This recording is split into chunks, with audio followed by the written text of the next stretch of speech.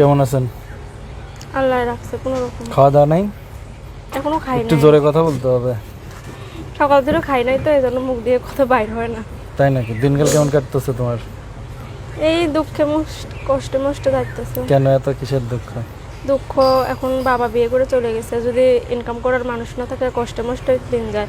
এখন মহিলা মানুষ কি আর কষ্ট করা যায়? মহিলা মানুষ কি আর সংসার চালানো যায়? নাম কি? পায়েল। দেশের বাড়ি কোথায়?